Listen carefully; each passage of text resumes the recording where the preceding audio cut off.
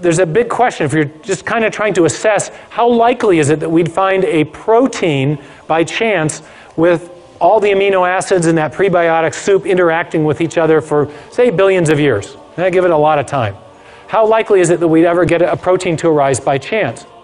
So I have a colleague who's been interested in the whole question of whether or not life could arise by chance for a long time. His name is Doug Axe. He's a molecular biologist. He did his PhD at Caltech.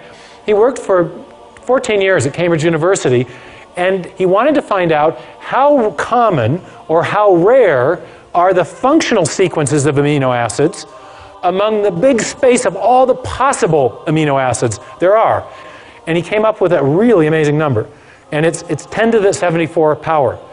So just to get the amino acid sequence properly, you've got an odds of about 1 in 10 to the 74.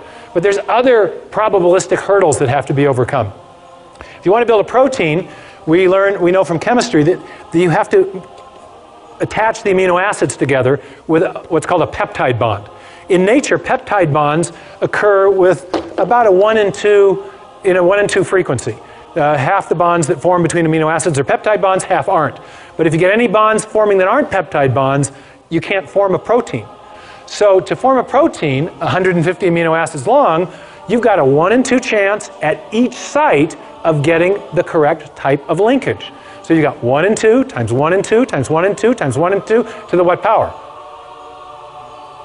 Close to 150. Since we got linkages, we have 149, but call it 150, okay? So in other words, we got another huge exponential problem to overcome. So, and it turns out that 1 in 2 to the 150 is the same number as 10 to the 45th, 1 in 10 to the 45. So now we got 2 incredibly improbable things that we've got to overcome to build a functional protein by chance alone. One more problem. When you're building proteins, amino acids come in 2 flavors. There's a left-handed flavor and a right-handed flavor. They're called optical isomers, not flavors, okay? And the left-handed version is the only kind that can be used in building proteins. You get even one right-handed amino acid in there and your protein won't fold properly. So you got another probabilistic hurdle to overcome. So you've got a 1 in 2 chance at each site again out to the 150th power. 2 to the 150th power, again, is 10 to the 45. Oh my goodness. So the odds of building even a short functional protein by chance alone is 74 plus 40. You can remember how you do this in math? You can add the exponents if you're multiplying exponential numbers.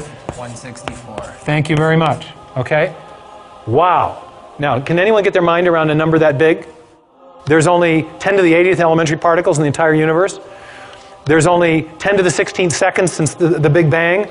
There's only 10 to the 139th total events since the beginning of the universe. Now you're starting to get the understanding of why people are very skeptical that the chance hypothesis is going to do the job. Now, you may have heard just the opposite. Has anyone ever gotten in a discussion with you about the origin of life and said, hey, it happened by chance? I mean, do you hear that? I mean, this happens to me. I'll be lecturing in hostile university environments, and I'll get done and somebody say, well, but, and they want to argue with me about the probabilities. And I just shut the discussion down because I say, no serious scientist thinks this is the way it happened. No serious scientist thinks this is the way it happened. No serious scientist thinks this is the way it happened. No serious scientist thinks